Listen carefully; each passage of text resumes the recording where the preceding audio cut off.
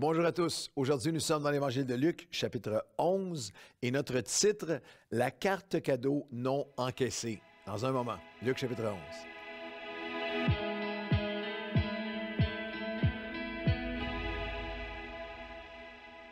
Bonjour à tous et bienvenue à votre café matinal. Alors que nous sommes dans Luc chapitre 11 aujourd'hui, le titre peut vous faire sourire. Le titre, c'est « La carte cadeau non encaissée ».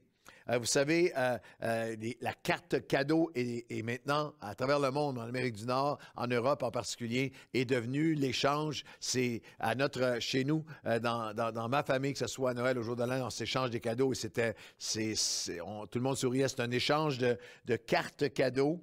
Vous savez qu'il y a 59% de tous les cadeaux qui ont été donnés cette année étaient des cartes cadeaux. Mais une des choses qui m'a fait sourire, c'est que le consommateur de cartes à cadeaux que nous avons reçus moyen en Amérique du Nord, il y a eu le consommateur moyen de cartes oubliées, non encaissées ou non utilisées. J'ai reçu une carte, je l'ai mis dans un tiroir, oui, je vais m'en servir, et qui est ou perdue, oubliée ou non encaissée, est une moyenne de plus de 200 $ par personne dans les derniers 5 ans.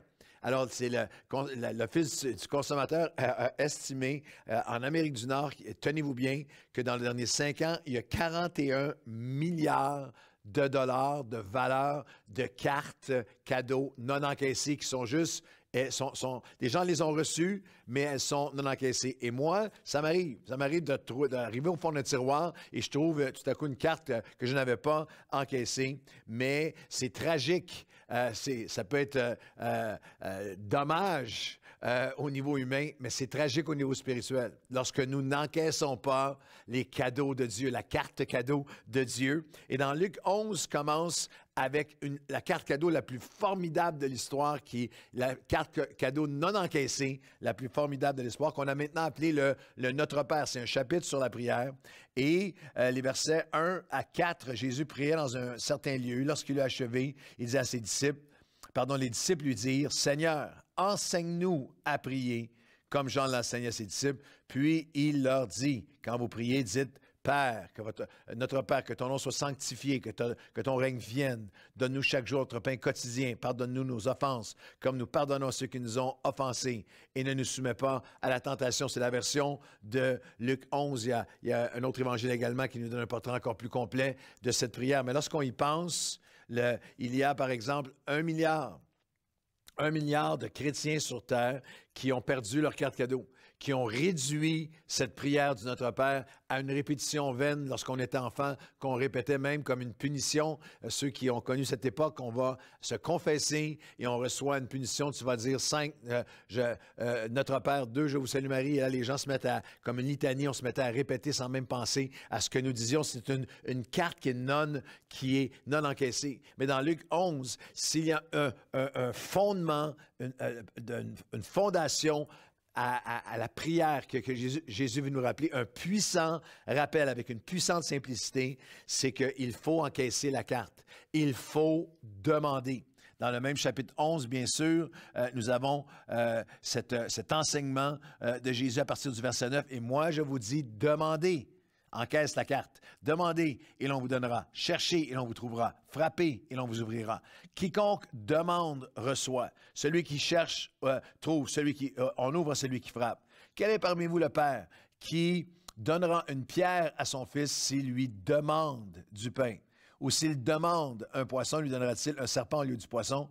Ou s'il demande un œuf, lui donnera-t-il un scorpion? Si donc vous, qui êtes méchants comme vous l'êtes, savez donner de bonnes choses à vos enfants, à combien plus forte raison le Père Céleste donnera-t-il le Saint-Esprit à ceux qui lui demandent? Je demande en prière. Et quelques demandes qui sont ici, qui deviennent miennes, que j'ai commencé à prier, que je vais vous inviter à demander à Dieu avec moi.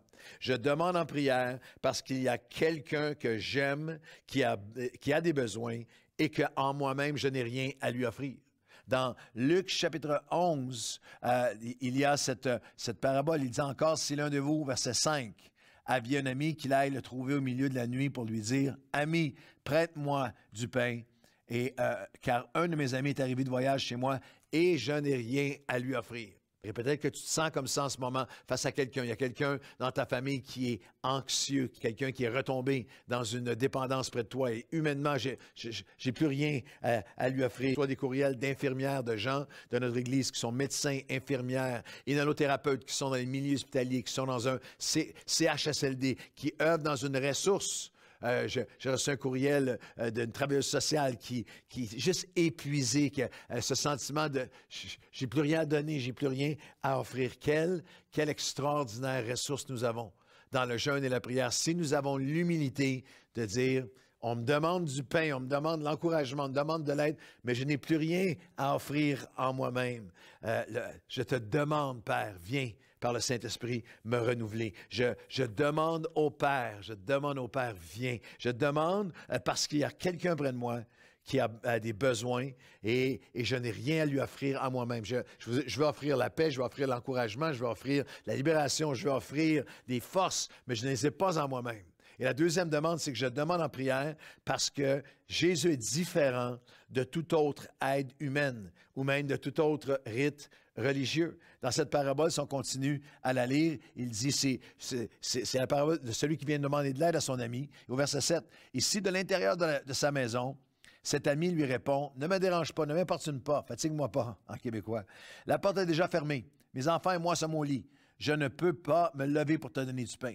Je vous le dis, même s'il ne se levait pas pour les lui donner parce que c'est son ami, il se lèverait à cause de son importunité et il lui donnerait ce dont il a besoin. » Une des pires erreurs d'interprétation que vous pouvez faire à propos de ce texte, c'est de penser que Jésus se compare, que c'est comme ça avec Dieu, que si tu le déranges assez longtemps, et beaucoup de religions sont comme ça, c'est à force de répétition que... Mais Jésus n'est pas en train de faire une comparaison, il est en train de faire un contraste.